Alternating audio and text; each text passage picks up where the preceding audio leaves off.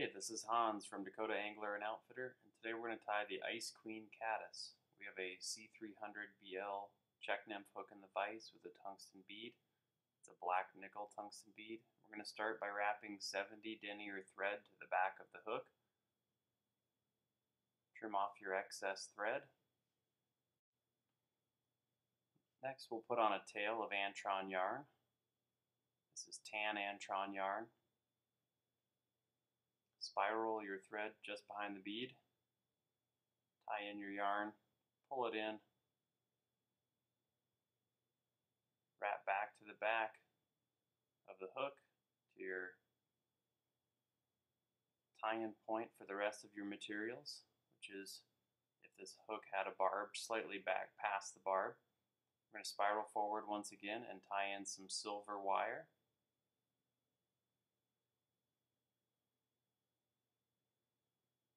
Next, we will tie in some midge diamond braid.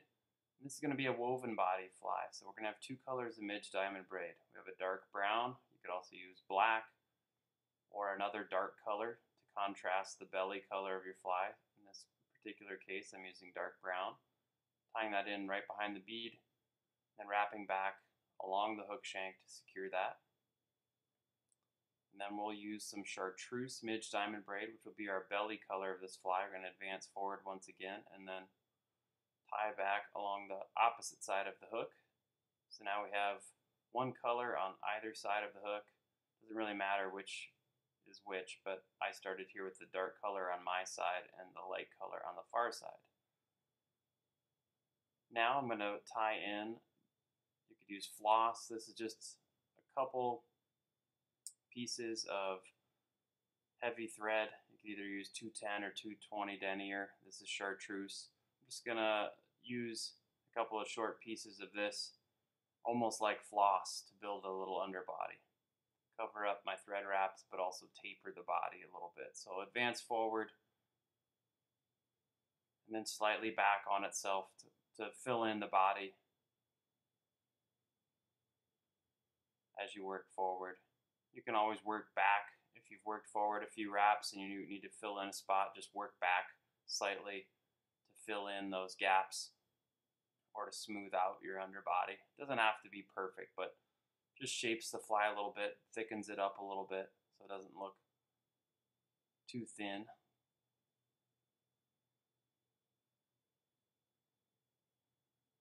And once we've filled that in enough, that it'll give us a little fuller profile. We can bring those threads up to just behind the bead and tie that off with the thread on our bobbin. 3 wraps or so should do it. And trim off our excess underbody material.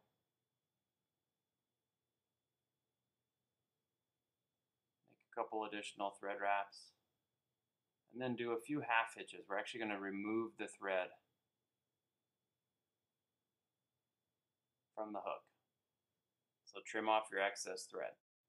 After removing your thread, now turn your vise so it faces you. You should see your 2 colors of body material. You're going to hold each color out from the hook, and your dark color will pass over the hook, and your lighter color pass over and then under the hook, over and under the hook, over and under the hook. So it's passing over the top of the dark color and then underneath the hook. The dark color is just zigzagging back and forth across the surface of the hook after being wrapped over by the underbelly color.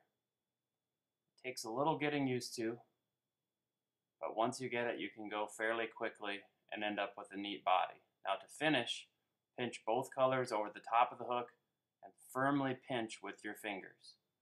Now return to your normal tying position with your vise.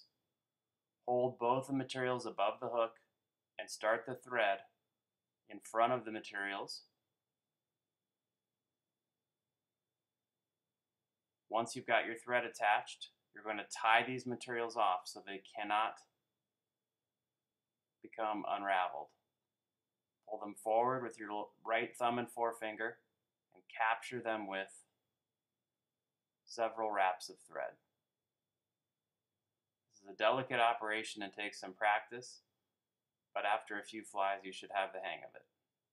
Trim off your excess material.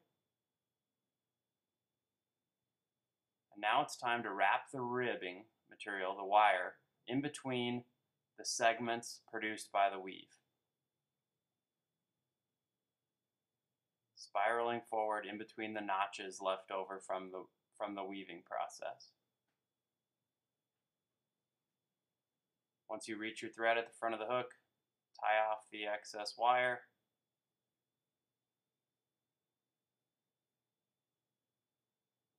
And trim off the excess with the back of your scissors. Now we can dub a simple thorax using ice dubbing to finish the fly.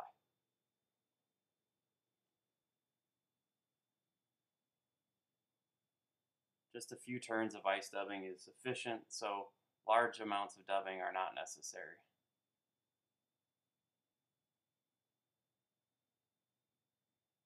Fill in the gap between your body and the bead with the ice dubbing, and return the thread just behind the bead to finish the fly. At this point, we can do a whip finish, either using our fingers or a whip finisher, and finish the fly.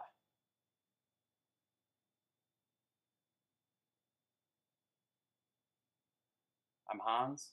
We just finished tying the Ice Queen Caddis. Thanks for watching. Lots of other videos are available on our website, www.flyfishsd.com. Thanks for watching.